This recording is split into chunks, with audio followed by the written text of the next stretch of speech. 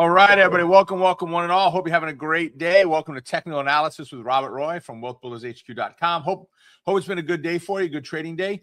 Last week, we went over and we talked about the bias of a stock. And the bias, if you haven't watched that show, you should go back and watch that one to give you some context. But just to give you a brief overview, bias basically says, what is my bias personally when I look at that stock?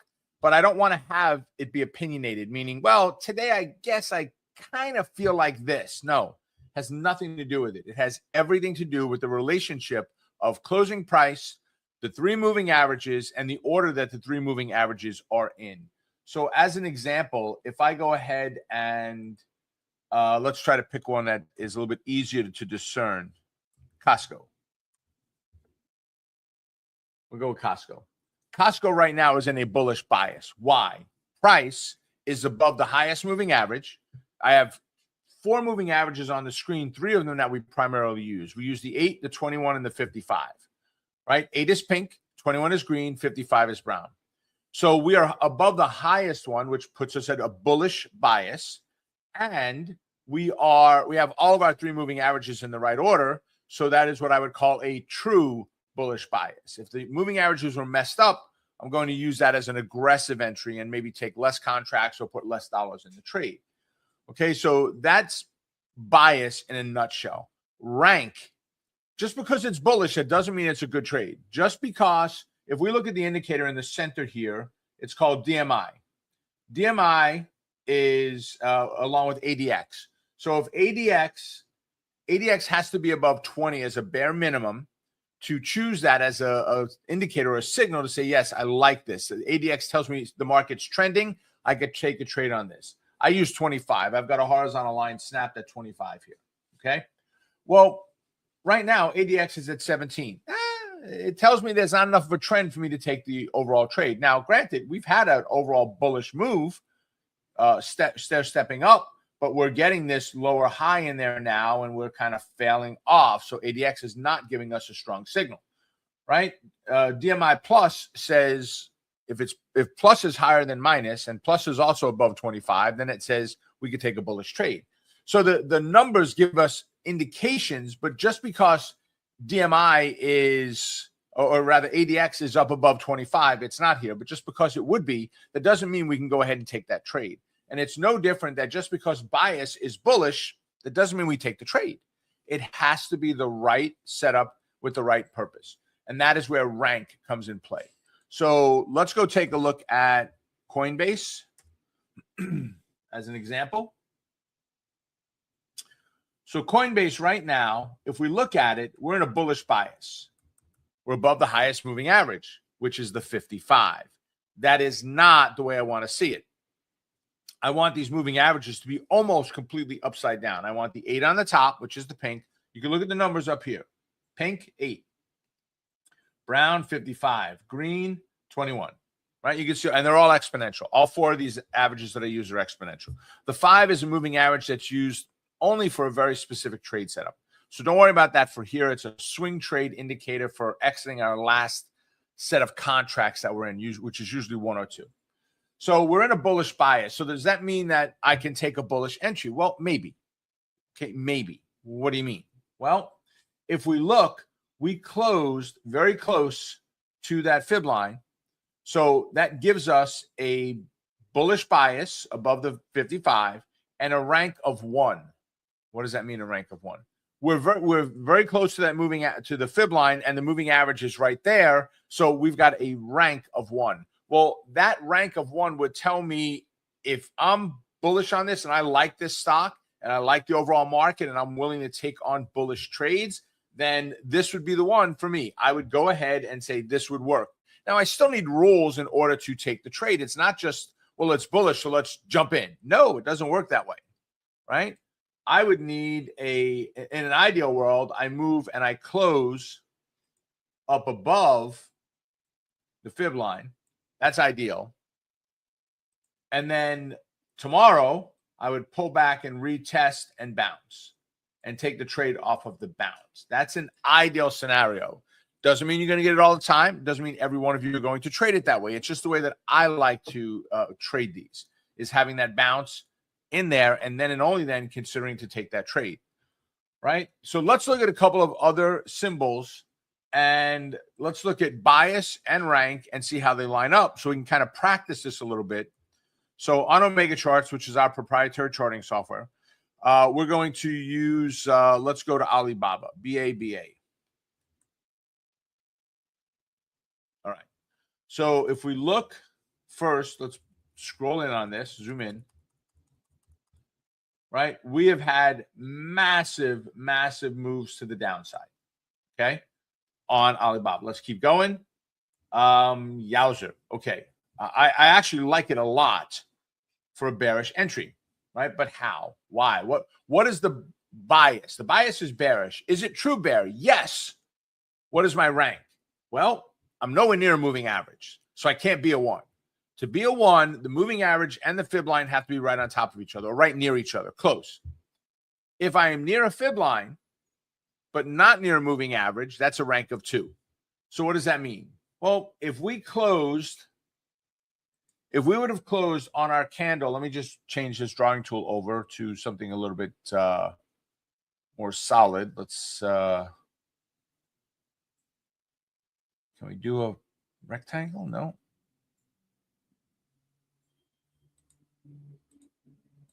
Let's see. All right. So it's not letting me grab a rectangle on this one. It's an older version of the software. But let's say that I closed right here.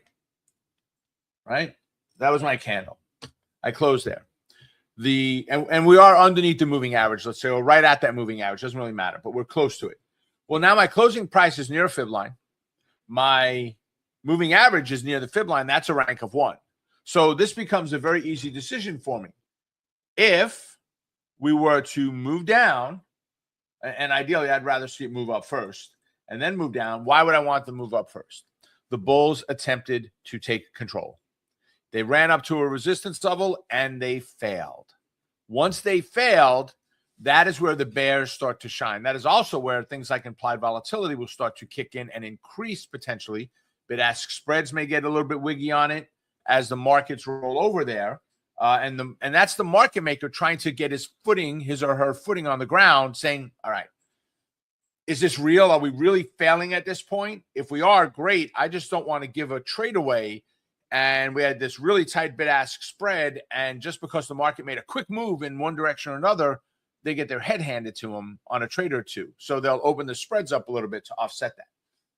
And this is right out of the American Stock Exchange, the options exchange floor, where I was there for what was called Trader for a Day many decades ago, where you met with floor traders, market makers, the owners of the market maker firms, executives from the Amex and so forth, and did a mock trading session in there. And you got to ask questions. And all of mine were technical as a trader, not how does this board work or anything, but technical as a trader that said, you know what? If I'm trading against you, because that's really what it is, what am I looking for? You know, and that's I didn't ask him that. I didn't ask it that way, but that was the way I posed my questions. How do I combat what you're doing as a trader? And that's how all my questions were positioned, were poised. And I went with, probably 20-ish questions in mind to get answered before I left.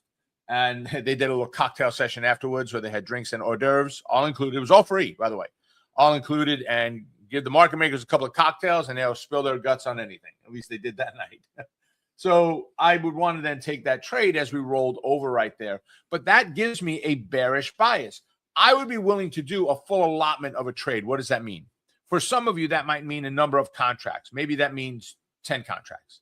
For others, maybe that means $2,000, $10,000, whatever your full allotment is in a trade. We're going to make the number up here. We're going to say your full allotment is 5 contracts or $5,000.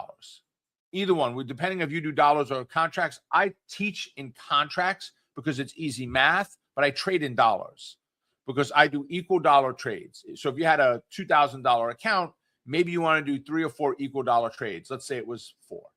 So each trade you did, you'd put a maximum of $500 into that trade. Oh, but Rob, that doesn't give me a lot of choices. I know. It doesn't matter if it gives you a lot of choices. You got a $2,000 account. Go after Tesla. Go after APP. start putting $15, $16 down in one option, $1,500, $1,600 on one contract, and it goes against you and you get your head handed to you, you got nothing left to trade with. So I get it. It may not be much. You don't need to trade those high price stocks. So that would be a normal contract. A normal trade would, let's say, for a $2,000 account, but we're talking $5,000.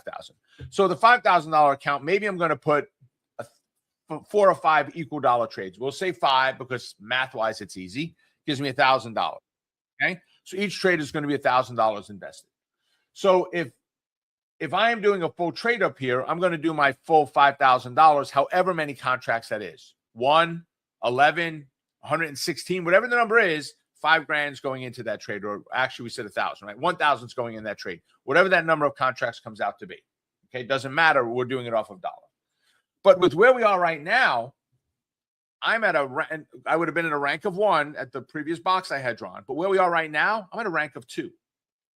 That is what I would consider an aggressive entry. I need the moving average there, ideally, as a confluence.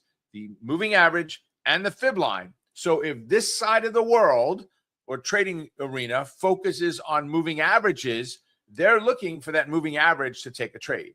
If the ones that are on this side of the trading arena are focused on lines, whether they are fib lines, horizontal support and resistance, whatever it is, zones, they're focused on that. It takes them to see that first before they take the trade. Well, now when both sides of the arena come together, that's the eclipse, right? The sun and the moon getting in each other's ways, okay, or one other's way. When they get together, now I would do a full alignment. But if we don't have that togetherness happening here, right, where we all love each other, right? We don't have that togetherness. I'm going to do an aggressive entry. And if I were doing contracts, I would do 10 contracts as my example for a full allotment. I would do 4 contracts as an aggressive trader. If I'm doing $1,000 in the trade, maybe I'm doing $400 as the dollars I'm willing to put in the trade. Now, on Alibaba, that may mean that I can't find a contract to trade. I may look at an option and go, nope, just not there. Can't trade it, right? It's very possible. That's very possible. Okay, I don't know. But all that means is Baba's not a stock for me then. Go find a different stock to trade. Go find a different sandbox to play in. You don't have to trade them all. Hell, if that's the case, just trade booking. It's only $100 a share. Go trade that one. Why? There's no reason for it. Forget about low volume, low open interest, huge bid-ask spreads, right? Yeah, just because it has an option doesn't mean you have to trade it. Just because it's setting up as a pattern doesn't mean you have to trade it. Right? So let's go look at MasterCard. So MasterCard has moved up into what would be considered a bearish neutral bias. We're above the 8, below the 21. We're bearish neutral. We're sitting in a rank of 1. So could I take a trade? You could, but I don't want to take the trade to the downside. I've got an obstacle course happening here, which is where I like to look at it. Do I have, and here's a phrase, write this down, please. If you don't know this, write it down, put it on a sticky on your monitor, and use this as a phrase to live by. Do you have a clear and concise entry? Let me explain that. We're going to start with concise, okay? Concise would be, do I have the right setup? Am I sitting near a fib line and a moving average? Yes. Is the market rolling over today? Yes. Well, that means I've got that concise or precise entry point to consider. Now, do I have a clear path to my next level, which is down here? And the answer is no. I've got the 8 moving average in there. Consider this an obstacle course, or you just had a bad storm. You got down trees. There's garbage cans blown around in the street. Electrical wires are down. This could be an electrical wire. Doesn't mean you can't get around it, but you probably don't want to drive over it and have that sucker touch your car, right? With that, I'm going to look at it and go, yeah, not for me. But if I can get a bounce, a breakout and a bounce, let's say the S&P starts moving up tomorrow. The stock moves up. Who's in control? The bulls. What do I want to see happen? I want the bears to try to take it back. I don't want the breakout. I am not a breakout trader. I'm not saying breakouts don't work. They just don't work for me. And if you look at when we break out of levels, how many times we break out and fail right behind it. right? But if we break out, come back and retest and bounce, we make it up to the next level. Higher probability of it anyway, okay? So the bears are trying to take it back over, pulls back, and now it bounces. If it does that, that gives me a clearer entry to a bullish entry, right? Clearer bullish entry. Why? Because that setup is coming down to a rank of 1, right? Where we've got a moving average, and those moving averages to give me that rank of 1 are only the 8 and 21. The 55 is more of a me too. And forget about the 5. We don't care about that for this type of setup. Only the 8, 21, and 55. 55 is longer-term direction. Keeping in mind that I am more of that day trader. Swing trading, as much as I love it, and I would much prefer to be a swing trader. I don't like that I've got to be looking at the market every single day. I would much rather get in 2 or 3 trades in the beginning of the month and have them set up for a couple of weeks and let those move, and those are my month. I don't need to have 1 or 2 or 3 trades a day to define what I'm looking for in my trading. As a day trader, that's exactly what I need to do. I need 3, 4, maybe 5 trades in a week, whereas a swing trader, I need 3, 4, maybe 5 trades in a month is all. So once this happens, we take that bullish entry, and then we've got resistance up here with our next fib line or zone if you're using zones like Brandon Wendell, one of our coaches at Wealth Builders, or if you're using support and resistance, if you're using Bollinger Bands to help you make that decision, parabolic SAR, whatever it is, whatever your indicators, your setup is, that's what we're looking for there, okay? So let's go look at another one. This was MasterCard. Let's go look at an easy one like a Home Depot.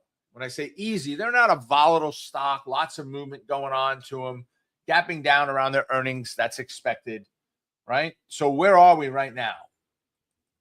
Okay, well, we're sitting at a bearish bias, and we're at a rank of 2. We're near fib line, but we're not near a moving average. We are not in a true bearish bias. We do have the 8 as our lowest moving average. I like that a lot compared to what some of the others have looked like, but we're not there yet. So if I were going to take this, I would only take it bearish, and I would only take it as an aggressive trade, meaning I'll take this with a smaller number of contracts, 4 contracts, 1 contract, $400 versus $1,000, whatever the numbers are. And you need to define that. And you should do that today. You should look at your total account value and say, I'm going to take that account, or if you have a larger account, well, let's do it this way. Let's say you have a $2,000 account, like I said earlier. It's not like you could say, well, I'm only going to ever have, X in the market. You only have $2,000. So could you say the most I'll ever have in the market at one time is 1,000? Yes, you could do that.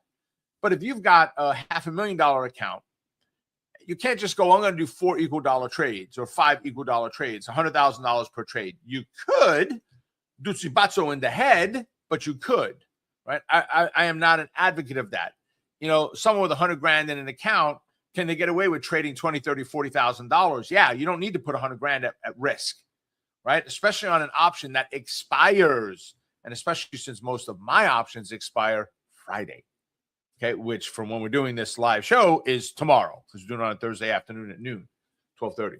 So I don't want to put all that money at risk. So, and again, that's as a day trader or as a swing trader. I guess that really doesn't make a difference.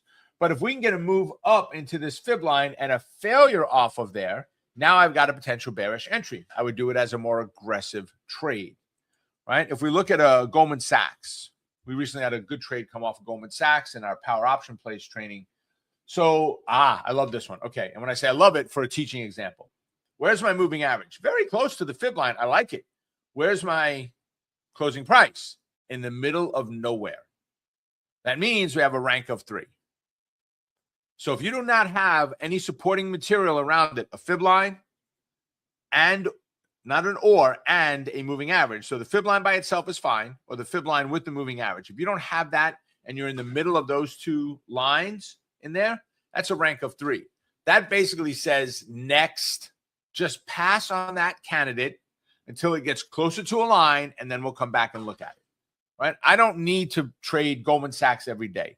Actually, although it's in our power option plays training, and it's one of the 20 stocks that we look at day in and day out, I don't do well normally personally with Goldman Sachs. It just doesn't suit my risk profile. I don't like it as a trading company. I sure the heck don't like it at $900, right? $867. I'm not a fan of it at that price. I didn't like it when it was $400. Okay. We trade it because it fits the model of what we look for in that training. It's not all about what I want to trade. It's about what's best for everybody else. Goldman is a good company. It's not one that I use. It's like saying Fibonacci is a bad indicator. To me, it's not. To somebody else, it may be. Right? I don't use RSI. It doesn't mean it's a bad indicator. Brandon Wendell, I mentioned him before, one of our coaches. He's a CMT, a chartered market technician. Right? He's a PhD in technical analysis. He loves RSI. He's a master of it. He uses it with absolute precision. For me, it just doesn't work. Right? Doesn't mean it's bad. You've got to find what works best for you. Let's go look at one or two more. Let's go look at American Express. So definitely a much less aggressive company until you get one of those wonderful letters that says your account's been hacked. So if we bring this in, then it's more aggressive, right? Or maybe it's me being more aggressive once I find out my account was hacked. That's what it is. So moving averages are in the right order. So we are in a bearish bias, and it's a true bear. I love it, but we're nowhere near it. So we're at a rank of 2.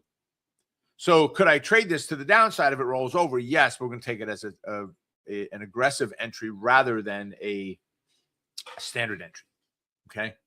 And bottom line is that's all we're looking at here, right? How do we define where the stock is in relation to price and in relation to key levels? Now, those key levels, I use Fibonacci. You might use support and resistance, as we said. It may be near a 100-point level. Maybe there would be a level down here at 300. Okay. Maybe we're near that 300 level. That could also be part of your obstacle course, by the way. If it's between some of the fib lines you're looking at, that could be part of an obstacle course where, it's just a little bit harder to get through. Every time you've got a downed wire, a tree down, garbage cans have blown over, whatever it is, a car door blew open and no one closed it, and you can't really drive around it very easily. It just makes it that much harder as a trader to trade that one. So why bother? Go find a company that fits all the other criteria, say next, and just move on to that company. All right. So I hope it was helpful. With that, make it a profitable day. Stay focused on the quest to becoming a great trader. Keep crushing it. And remember, you're just one trade away. I will see you all on our next show. See you then. Have a great day, folks. Bye for now.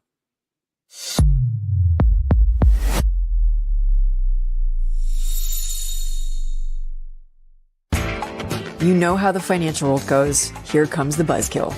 Please make sure to take some time to read this boring disclaimer. We will owe you one.